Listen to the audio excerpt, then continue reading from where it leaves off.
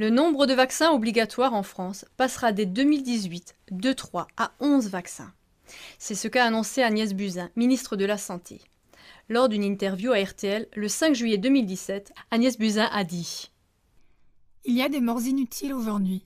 C'est inadmissible que des jeunes de moins de 25 ans meurent de méningite ou de rougeole dans notre pays. Ce sera la responsabilité des pouvoirs publics de communiquer cela aux Français. » Pourtant, selon la santé publique, seulement 10 décès suite à la rougeole ont été enregistrés depuis 2008. Par contre, selon les chiffres de l'INSEE et ceux de l'ANSM, le tabac est responsable de 78 000 décès chaque année et pour l'alcool de 49 000 décès. Ainsi, l'exigence de rendre la vaccination obligatoire, justifiée par la protection de la population, semble totalement disproportionnée. De plus, il est à craindre qu'avec la vaccination obligatoire décrétée par l'État, le sujet des dommages causés par la vaccination soit passé sous silence par les politiciens, les médecins et les médias. Par exemple, les possibles effets secondaires suivants du vaccin contre la rougeole sont connus et sont entre autres officiellement énumérés par le ministère américain de la Santé que 4 heures après la vaccination, un choc allergique est possible et de 5 jours à 15 jours après la vaccination, il y a une possibilité d'encéphalite. Dans la notice du vaccin ROR contre la rougeole, les oreillons et la rubéole de Merck et compagnie, les effets secondaires suivants sont énumérés comme indésirables mais possibles. L'encéphalite, les convulsions et les symptômes d'autisme. Dans notre émission du 21 juin 2015, nous avions relaté les effets secondaires connus qui peuvent apparaître suite à la vaccination avec le vaccin Inforix Hexa. Il s'agit entre autres d'hémorragie, d'autisme et même de choc allergique.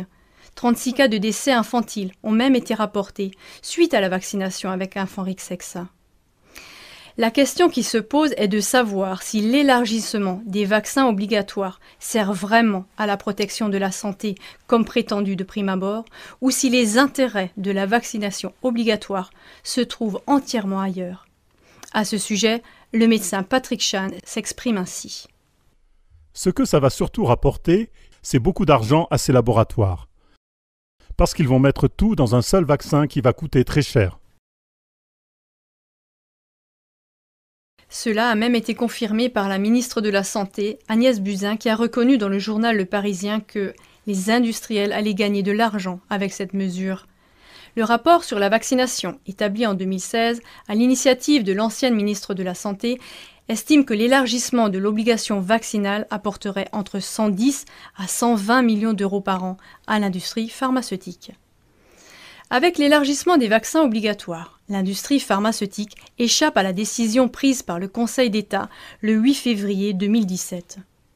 Celui-ci avait décidé qu'un vaccin ne contenant que les 3 vaccinations obligatoires devait être proposé, sauf dans le cas où la liste des vaccinations obligatoires s'allongerait. Donc cette mesure va tout à fait dans l'intérêt de l'industrie pharmaceutique. De plus, les liens avec les laboratoires de certains acteurs qui ont conduit à cette mesure d'extension du nombre de vaccins obligatoires poussent à se demander s'il n'y a pas eu conflit d'intérêts avec cette affaire. Le professeur Alain Fischer, président du comité de vaccination, est en lien étroit avec Sanofi, géant pharmaceutique français. Sanofi est le leader mondial du vaccin et en 2013, le prix de Sanofi Pasteur a été décerné au même Alain Fischer. Agnès Buzyn était de 2009 à 2011 au conseil d'administration de 2 groupes pharmaceutiques très impliqués dans les vaccins, Novartis et Bristol Myers Squibb. Quant à Emmanuel Macron, nouveau président de la République, il est très proche du président de Sanofi, Serge Weinberg. Compte tenu de tels faits et de ces conflits d'intérêts, la santé de la population est évidemment utilisée comme prétexte pour l'introduction de la vaccination obligatoire, pour ainsi servir les intérêts de l'industrie pharmaceutique, des lobbyistes et d'autres qui en tirent bénéfice.